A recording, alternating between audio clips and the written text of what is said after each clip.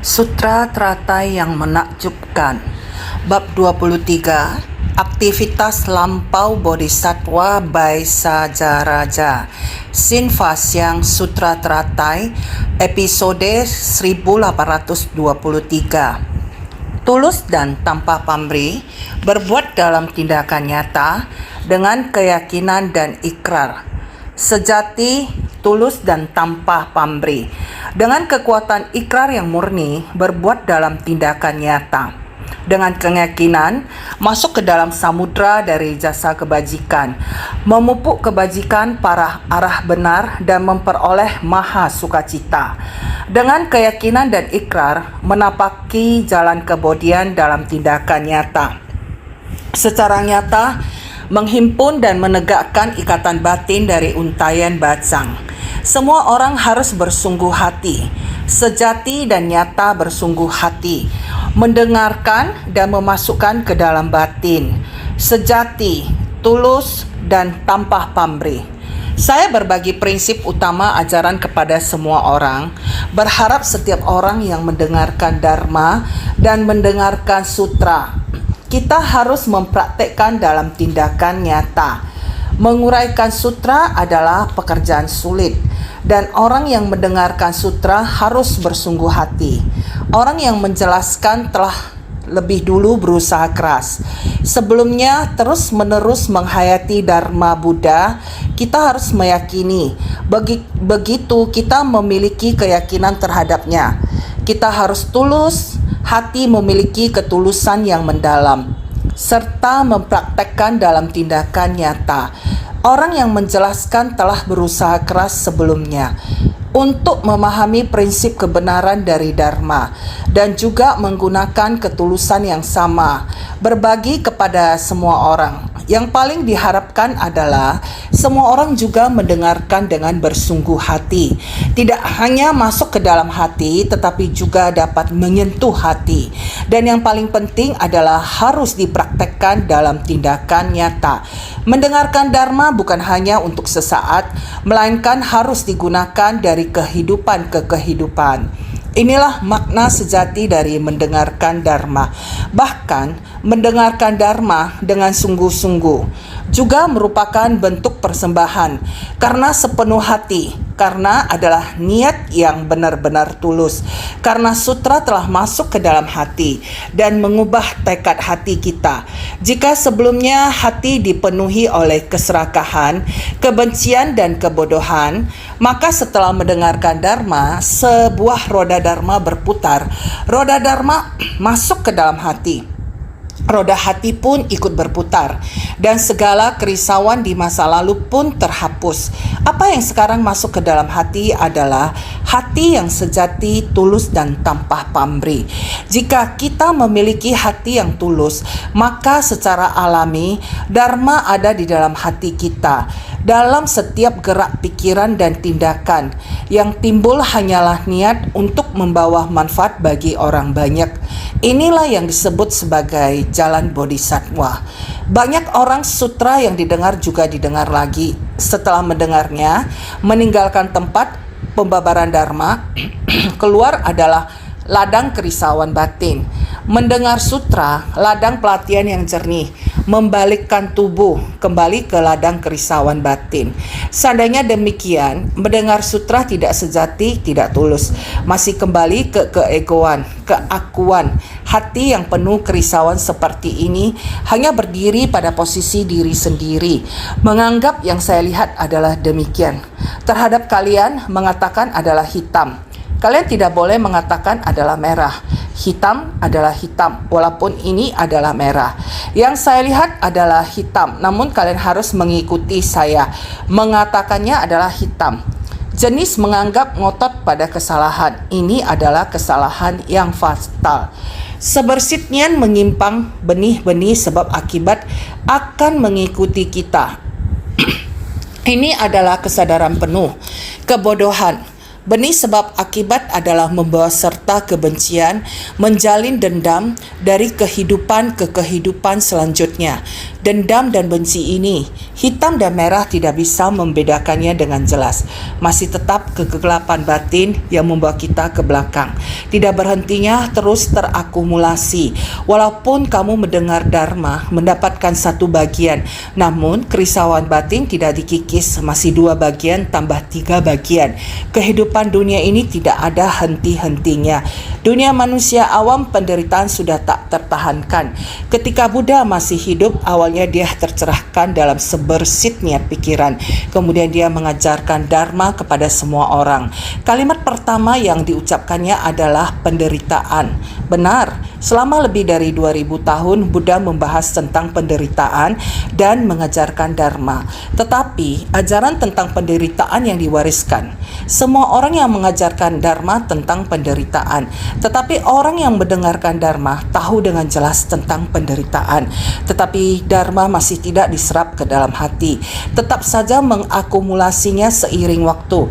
Masih tetap saja penderitaan, ketidaktahuan dan kerisauan terus bertambah seiring berjalannya waktu. Mereka mengesampingkan dharma yang didengar untuk sementara waktu, lalu bersentuhan dengan kerisauan dan masih tetap terus menambah kerisauan. Mendengar dharma merupakan hal yang lain. Mereka mengetahui dharma namun tidak tahu untuk menghapus kerisauan. Di kehidupan mendatang benih ini mempunyai berkah, tapi tanpa kebijaksanaan, karena mereka tahu apa yang didengarkan, juga tahu untuk melakukan hal-hal bajik. Melakukan hal bajik adalah menciptakan berkah. Tetapi ketika melakukan hal bajik, mereka tidak menggunakan kebijaksanaan untuk menghapus kerisauan. Kebijaksanaan masih digunakan untuk kepintaran duniawi. Mereka hanya mendengarkan ajaran dan sangat pandai berbicara, dilengkapi dengan kefasihan berbicara, tetapi tidak dengan kebajikan. Konsep moral yang sesungguhnya tidak berubah. Apakah yang disebut sebagai moralitas? Hati harus lapang, pikiran harus murni, dan dharma harus benar. Ketika lapang, murni, dan benar, hanya dengan kebenaran, kemurnian, dan kelapangan, barulah kita dapat benar-benar bertemu dengan jalan. Jika tidak, meskipun kita mendengar dharma yang sejati, tetapi kita kurang tulus dalam mendengarkan dharma. Karena setelah mendengarkan dharma, kita tidak melenyapkan keegoisan, tetapi kembali kepada konflik dan perhitungan. Masih saja menyebabkan ketidaktahuan dan kebencian. Ini sangat sulit menyatu dengan jalan. Misalnya pandemi baru-baru ini tahun 2020. Virus corona baru. Pandemi ini terjadi seperti ini, dan orang-orang pada berkata, sulit disampaikan dengan kata-kata. Mengatakannya pun tidak akan mengerti karena tidak terlihat dan tidak berbentuk. Apa yang dapat dikatakan? Bahkan jika ingin mengatakannya, ada cara untuk mengatakannya, tetapi tidak dapat dijelaskan. Sering dikatakan bahwa ada satu orang obat mujarab bervegetarian karena sumber penularannya adalah virus antara manusia dan hewan. Sebisa mungkin kita jangan menyerang hewan, jangan memakan dagingnya. Semua makhluk hidup memiliki perasaan. Ketika kita membuka mulut untuk makan, dalam hati berkata, aku sedang berbuat baik, kamu berbuat baik, berkat dari perbuatan baikmu kembali padamu. Tetapi hidupmu, makanan dan hidupmu tidak berubah. Kamu masih memakan daging saya, menggerogoti tulangku. Meskipun kamu berbuat baik, tetapi memakan dagingku dan menggerogoti tulangku, saya masih dendam dan membencimu. Saya masih ingin balas dendam padamu. Ini semua tentang sebab dan akibat. Kamu melakukan perbuatan baik, menciptakan berkah. Kamu memiliki benih dan jalinan jodoh penuh berkah. Tetapi kamu menyimpan dendam dan kebencian terhadapnya. Karena dagingnya dimakan olehmu dan tulangnya digerogoti. Dia dendam dan benci kamu. Tidak ada seorang pun yang dapat menyelesaikan ini. Hanya Buddha membabarkan dharma dengan menggunakan dharma benar dan energi positif. Tetapi apakah dharma benar dapat diterima? Dapatkah orang yang melakukan dosa berubah? Apakah mereka yang terbunuh bersedia memaafkan? Karena orang yang pernah berbuat karma buruk, dia tidak berubah, dia tidak bertobat, tidak mau mengubah cara hidupnya. Atas dasar apa saya harus memaafkannya? Namun jika dia sudah berubah, maka permusuhan antara saya dan dia di masa lalu, saya bersedia memaafkannya karena sekarang dia telah berubah menjadi pribadi yang baik, melakukan perbuatan baik kepada sesama dan memiliki semangat kebenaran, maka saya bersedia memaafkannya. Inilah yang disebut dengan mengurai ikatan permusuhan. Jika orang yang berbuat karma buruk itu tetap seperti dulu, meskipun dia melakukan perbuatan baik, namun kebiasaan buruknya tidak berubah. Misalnya tetap makan daging dan membunuh makhluk hidup dalam jumlah tak terhitung, maka saya pun termasuk salah satu korban dari perbuatannya. Dengan demikian, dendam saya bersatu dengan roh-roh yang terbunuh itu, membentuk kekuatan demi kekuatan yang terus bertambah. Jika makhluk hidup tidak berubah, tetap dengan kebiasaan buruk dan karma buruknya, maka ikatan karma itu akan semakin kuat dan berat. Akhirnya hal itu menjadi karma kolektif semua makhluk hidup, dan makhluk-makhluk ini semuanya dimulai dari satu individu. Ada kamu, ada dia, ada mereka, ada kamu, dan ditambah dengan saya. Kebanyakan dari kita tidak mengubah gaya hidup kita.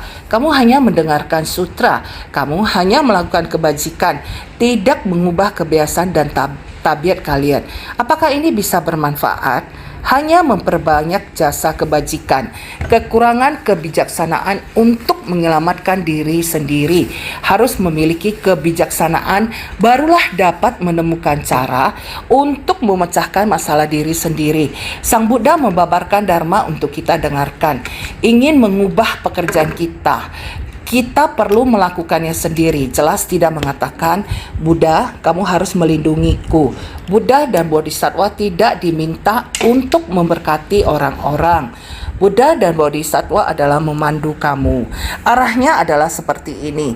Bodhisattva membawamu ke jalan ini. Arahnya seperti ini. Bodhisattva membawamu berjalan. Makanya Sang Buddha bertekad membabarkan Dharma. Bodhisattva di dunia adalah sebagai pembawa jalan. Kita berjalan mengikuti orang-orang baik. Sudahlah benar. Orang baik menasehati kami.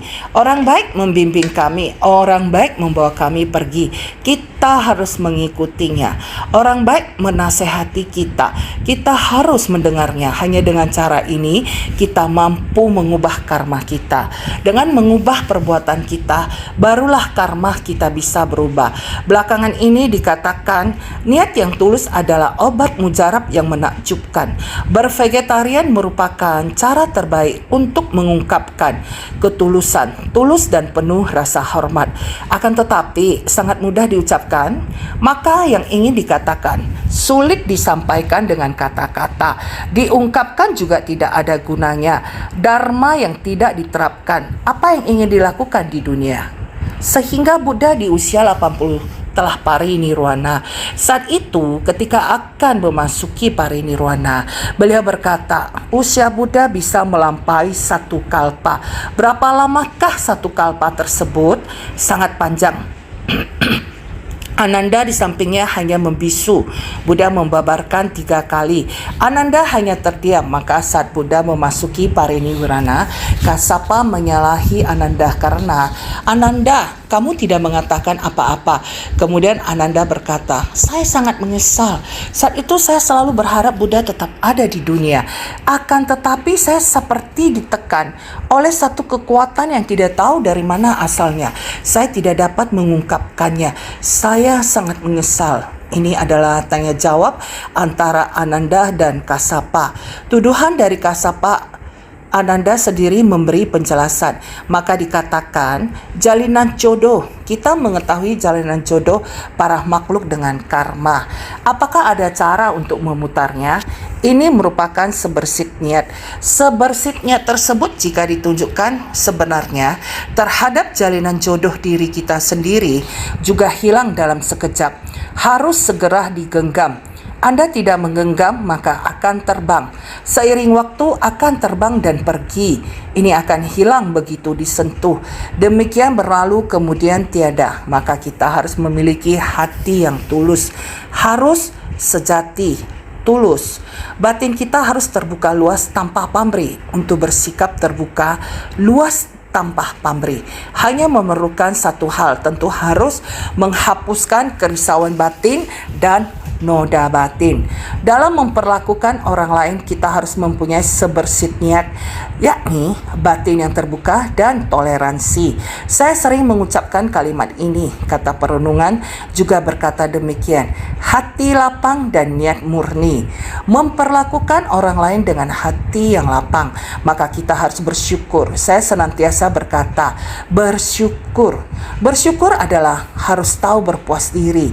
Untuk tahu berpuas diri, maka harus berpengertian baik.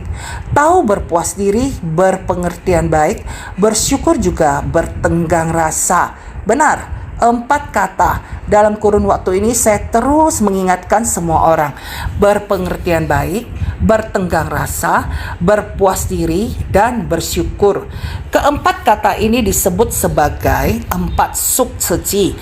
Dalam satu kurun waktu, hal ini sangat populer bagi semua orang. Saya terus memberitahu semua orang untuk mengingatnya. Sekarang masih terdapat lagi ramuan 4 bahan herbal. Apakah itu? Bersatu hati, harmonis, saling mencintai, dan gotong royong. Ramuan 4 bahan herbal memiliki kekuatan. Jika menginginkan kekuatan tersebut, batin manusia harus saling berpadu. Sedangkan untuk memadukan batin dibutuhkan keharmonisan.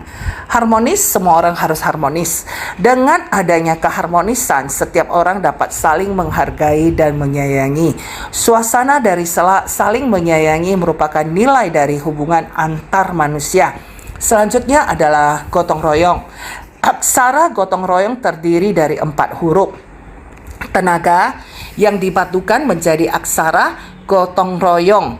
Terutama aksara gotong royong mengandung 3 aksara tenaga ditambah 1 aksara tenaga, maka disebut gotong royong. Di dunia ini kita harus menyatukan kekuatan pikiran kita dengan ketulusan yang paling dalam dan sejati. Hati kita harus tanpa pamrih dan bertenggang rasa. Ini disebut ketulusan. Ini adalah ketulusan hati. Ketulusan hati juga adalah dengan kekuatan ikrar yang murni. Ketika berbicara tentang kekuatan ikrar yang murni, saat kita berkultivasi untuk kembali ke diri kita sendiri, bukankah itu tentang kemurnian? Sifat Buddha selalu sederhana dan murni. Bagi makhluk awam, ketidaktahuan telah menutupi sifat intrinsik mereka yang murni. Jadi saat ini kita untuk terlibat dalam kultivasi spiritual, kita harus memiliki kekuatan ikrar. Kekuatan ikrar seperti apa? Kekuatan ikrar yang murni harus mempraktekkan dalam tindakan nyata, kekuatan ikrar murni kita. Ini adalah kembali ke ketulusan dan tanpa pamrih. Dari mana kita harus masuk? Melalui keyakinan. Kita memasuki lautan jasa kebajikan. Untuk melakukan banyak hal yang bermanfaat bagi dunia, kita harus berupaya dulu dari batin diri kita sendiri. Jika kita tidak berupaya dulu dari batin kita, bagaimana kita bisa pergi ke tengah masyarakat untuk bersumbangsi? Jadi untuk pergi ke tengah masyarakat untuk bersumbangsi, kita harus berupaya terlebih dahulu. Ini membutuhkan keyakinan pada ajaran Buddha. Saya dengan ketulusan hati untuk memahami Buddha Dharma dan membagikannya kepada semua orang.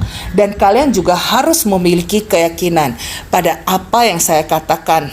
Arah kita adalah silsilah ajaran Jingse dan mazhab suci. Inilah silsilah ajaran Jingse yang merupakan konsep spiritual yang sangat sederhana dan murni. Bagaimana dengan mazhab suci?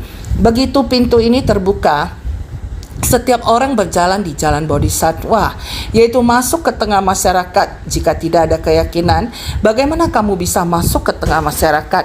Bagaimana kamu bisa melakukan kebajikan? Gunakan hati yang sangat murni untuk masuk ke tengah masyarakat. Jika masuk ke tengah masyarakat dan memberi manfaat kepada orang-orang, itulah lautan jasa kebajikan. Kita memiliki jasa kebajikan yang tak terbatas, bersumbangsi tanpa pamrih.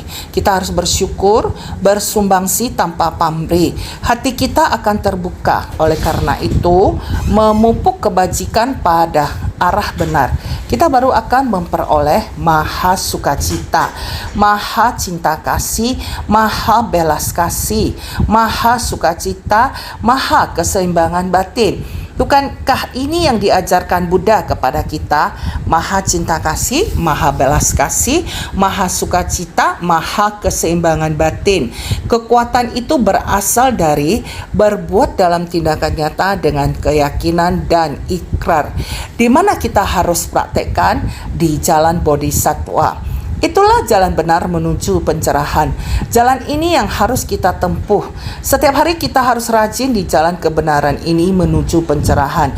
Maju selangkah demi selangkah, berjalan dengan hati-hati selangkah demi selangkah, tidak menyimpang dari jalan atau arah.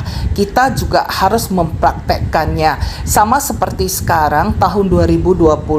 Festival Perahu Naga baru saja berlalu dan semangat Untaian Bacang itu terus memberitahukan kepada semua orang bahwa kita datang ke dunia, kita harus melakukan yang terbaik untuk menjadi manusia.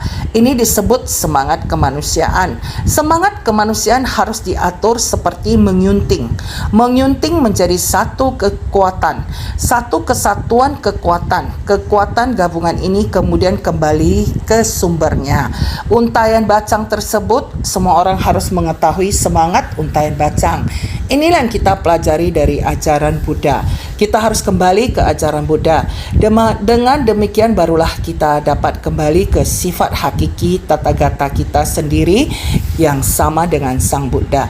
Jadi, janganlah kita membawa mutiara di dalam tubuh, tapi masih mengeluh miskin di dalam 7 perumpamaan sutra teratai. Ada 7 kisah perumpamaan. Salah satu kisah tersebut adalah seseorang yang menyimpan mutiara tetapi tidak menyadarinya. Ia masih sangat miskin dan harus mengemis untuk makan 3 kali sehari. Sendiri memiliki mutiara tapi tidak mengetahuinya. Bukankah kita semua seperti ini? Jadi sekarang kita sedang meminjam jalan untuk kembali ke pencerahan asli kita. Kita harus mendengarkan Dharma dengan seksama. Ini berarti sedang meminjam jalan. Meminjam jalan ini untuk kembali ke rumah kita. Sebenarnya selama kita membukakan pintu rumah kita, depan pintu rumah kita adalah jalan kita. Kita harus memahami hal ini dengan sangat baik, seperti yang dikatakan sutra sebelumnya. Para Buddha di dalamnya serentak memuji, bagus sekali, pria berbudi, engkau benar-benar tekun. Inilah yang dimaksud dengan memberikan persembahan Dharma sejati kepada Tathagata. Bab 23, aktivitas lampau Bodhisattva Baisarazasa. Inilah Bodhisattva yang disenangi oleh semua makhluk. Dengan tulus datang mempersembahkan kepada para Buddha, seluruh tubuhnya disiram minyak wangi dan dinyalakan, menunjukkan ketulusan hati yang mendalam masuk ke dalam samadhi. Segala yang dilakukan adalah wujud persembahan yang nyata dengan tindakan jasmani dan batin. Oleh karena itu para Buddha memuji, bagus sekali, sungguh luar biasa, sangat layak untuk dipuji. Selanjutnya dikatakan kembali, sekiranya seseorang memberikan bunga, dupa, untaian kalung, dupa bakar, dupa bubuk, dupa salep, kain sutra surgawi, umbul dan tirai, dupa cendana, urugasara, serta berbagai jenis benda seperti ini sebagai persembahan juga tidak dapat membandinginya. Bab 23, aktivitas lampau Bodhisattva Baisajarasa, karena ia juga menggunakan persembahan yang sangat melimpah, yaitu berbagai benda duniawi yang sangat berharga seperti wewangian yang bernilai tinggi. Wewangian ini berasal dari bunga-bunga, tanaman, pepohonan dan lain-lain. Sebelumnya ada dikatakan dupa cendana, urugasara dan sebagainya. Semua ini adalah benda-benda yang ada di dunia, namun sangat bernilai dan juga sangat langka. Sekiranya seseorang memberikan bunga, dupa, untaian kalung, dupa bakar, dupa bubuk, dupa salep, kain sutra surgawi, umbul dan tirai, dupa cendana, urugasara. Ini adalah menggunakan keharuman dari berbagai objek berbentuk seperti bunga rumput dan pohon sebagai persembahan. Sama halnya dengan benda-benda duniawi, yaitu benda-benda di bumi ini, sangat bernilai dan juga sangat langka seperti berbagai bunga tanaman dan pepohonan yang memiliki keharuman. Setiap jenis tumbuhan memiliki aroma khasnya. Dengan menggunakan bunga-bunga dan tanaman-tanaman tersebut, semuanya dapat dimurnikan menjadi minyak wangi, perhiasan dan sebagainya, atau bahkan kain sutra, langit, umbul dan tirai, dan penutup yang dijalin dengan benang halus dan ditenun dengan penuh ketelitian. Semua ini adalah benda-benda duniawi yang sangat bernilai. Segala macam benda ini dipersembahkan. Sesungguhnya benda-benda ini sangat sulit untuk dijelaskan karena betapa langka dan berharga. Singkatnya, semua barang-barang ini sangat berharga. Serta berbagai jenis benda seperti ini persembahan juga tidak dapat membandinginya. Semua ini adalah materi di luar tubuh, tidak dapat membandingi persembahan berupa praktek nyata dari tubuh ini. Semua ini adalah materi di luar tubuh. Meskipun itu adalah benda yang sangat mahal dan sangat langka, tetap juga adalah benda di luar tubuh ini. Jadi, tidak dapat membandingi persembahan berupa praktek nyata dari tubuh ini. Kamu menggunakan amat sangat banyak benda yang sangat berlimpah, sangat mahal dan sangat langka untuk persembahkan pada Buddha. Lebih baik memberi persembahan dengan praktek nyata dari tubuh. Jadi, Bodhisattva Sarwa Sattva Priya Darsana seluruhnya menggunakan praktek tubuhnya, praktek nyata dari tubuhnya. Hati yang tulus itu untuk menunjukkan persembahan. Juga tidak dapat membandinginya. Keunggulan dari bunga, dupa, kain surga, dan umbul itu adalah persembahan materi dari kondisi luar. Bahkan bobotnya kerajaan, kota, istri, dan anak di mana secara khusus memberikan persembahan melalui kondisi penuh kemelekatan pada cinta kasih, semua juga tidak dapat membandinginya. Begitu banyak, begitu berharga benda materi yang melampaui dunia. Benda-benda yang sangat berharga semuanya dipersembahkan, masih tidak lebih baik dari tubuh. Nyata dari tubuh ini adalah dengan ketulusan memberi persembahan. Bahkan jika itu adalah cinta yang paling melekat dalam hatinya, dia juga bersedia. Jadi dikatakan, bahkan bobotnya kerajaan, kota, istri, dan anak, bahkan perasaan itu terhadap kerajaan, ketenaran dan kepentingan dari seluruh kerajaan, masih ada lagi istri dan anak yang paling dicintai. Cinta kasih yang khusus ini, kondisi yang penuh kemelekatan pada cinta kasih ini, dia juga bersedia mempersembahkannya. Jadi selain benda di luar tubuh, bahkan kerajaan, kota, istri, dan anak, dia juga bersedia mempersembahkan untuk dipersembahkan dulu. Sering mengatakan cerita ini, sangat banyak kehidupan lampau Buddha adalah menawarkan seperti ini, memberi persembahan demi para makhluk, demi praktek jalan bodhisattva tanpa henti, terus memberi segala persembahan, memberikan segalanya, tidak menyisakan apapun tidak ditinggalkan, apapun disumbangkan, memberikan nyawa dia juga bersedia. Berikan ini dinamakan praktek jalan bodhisattva, dari kehidupan ke kehidupan menjalani seperti ini. Jadi yang seperti ini, bahkan kondisi cinta kasih yang paling melekat, kekerabatan ataupun hubungan cinta kasih, dia juga bersedia mempersembahkan. Jadi ini juga sama, tidak dapat membandinginya. Bodhisattva Sarwa Sattva Priya Darsana ini telah menjalankan praktek keras dan menghabiskan ratusan kalpa untuk menyelaraskan batinnya. Bodhisattva suka mempelajari praktek keras demi dharma, tidak mempedulikan tubuh sendiri. Setelah melewati ketekunan dan penderitaan yang tak terhingga, akhirnya berhasil dalam usaha besarnya. Manusia agung ini mencapai jalan kebenaran adalah dikarenakan telah menjalankan praktek keras selama 3 asengkaya kalpa besar dan menghabiskan ratusan kalpa untuk menyelaraskan batinnya. Bodhisattva Sarwa Sarwa Satwa Priya Darsana ini di dalam ladang pelatihan ini, Bodhisattva Sarwa Satwa Priya Darsana telah menjalankan praktek keras pada masa lampau. Masa lampau yang dipraktekkan dalam menghabiskan banyak kehidupan pada masa lampau, bahkan menghabiskan ratusan kalpa untuk menyelaraskan batinnya. Waktu ratusan kalpa sangatlah panjang, dengan terus-menerus menyelaraskan batinnya tanpa henti. Bodhisattva suka mempelajari praktek keras di setiap kehidupan, membina batin dan praktek keras. Di setiap kehidupan demikian sangat rela, sangat sukacita dan rela membina diri dan praktek keras. Jadi, demi Dharma tidak mempedulikan tubuh sendiri. Demi melatih diri dalam Dharma Buddha, bahkan tubuh sendiri pun dilupakannya. Hanya dedikasi kepada para makhluk, dedikasi kepada semua Buddha. Dia mewariskan ajaran Buddha, terjun ke dalam kerumunan orang banyak, melupakan nyawa sendiri, demikian bersumbangsih. Maka setelah melewati ketekunan dan penderitaan yang tak terhingga, setelah melewati sangat banyak ketekunan dan penderitaan, dia tetap bersedia bersumbangsi.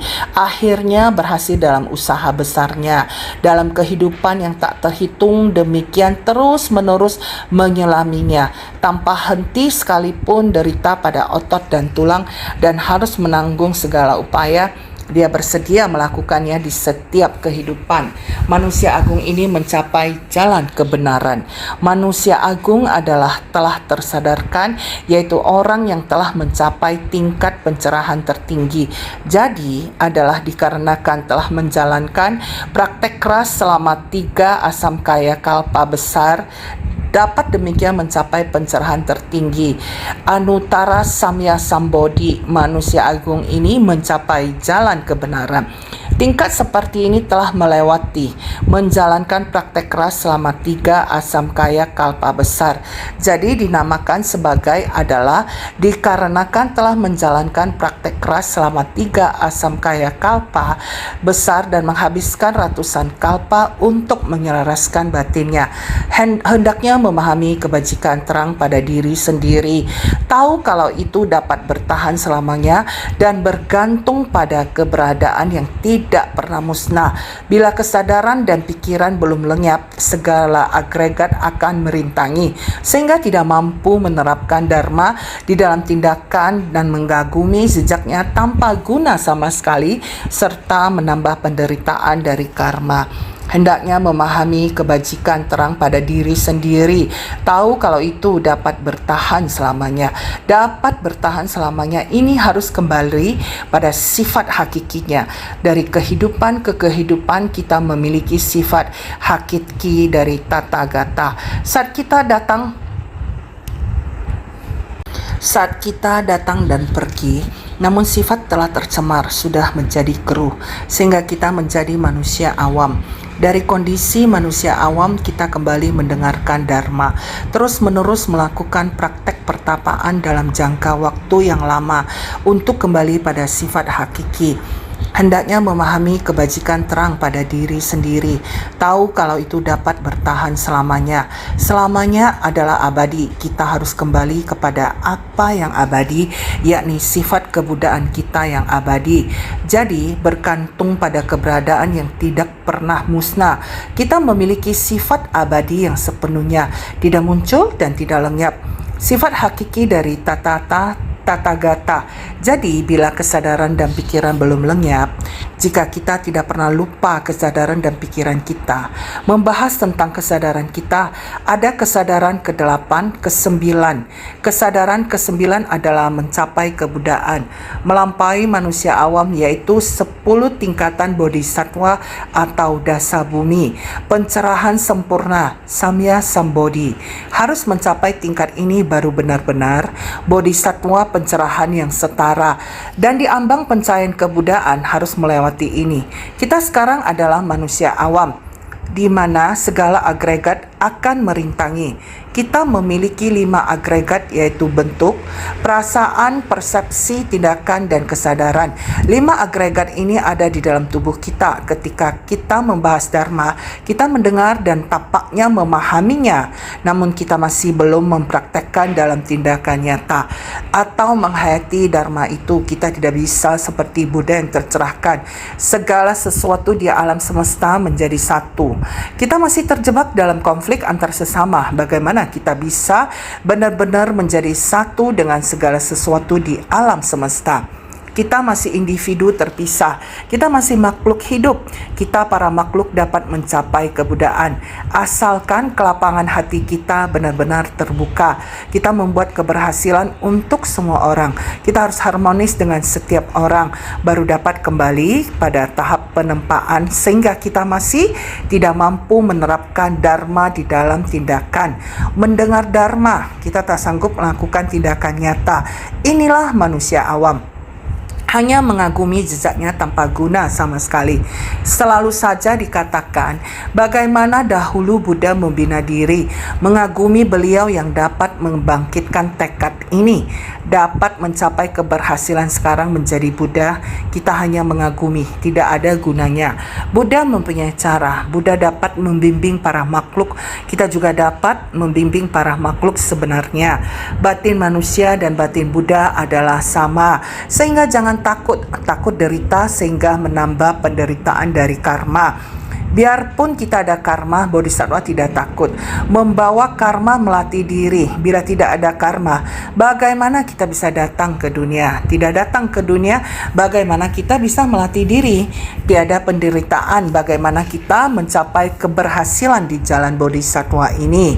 Sehingga kita harus senantiasa bersungguh hati mendengar Dharma. Yang paling diperlukan adalah meresap dalam batin. Kita hendak melangkah, melakukan tindakan nyata, masuk ke tengah orang banyak, bersedia sumbangsih. Ini yang dinamakan rela, berbuat dengan ikhlas dan menerima apapun hasilnya dengan sukacita. Bodhisattva sekalian, semua orang dengan sukacitanya, batin murni, niat murni, harus tulus.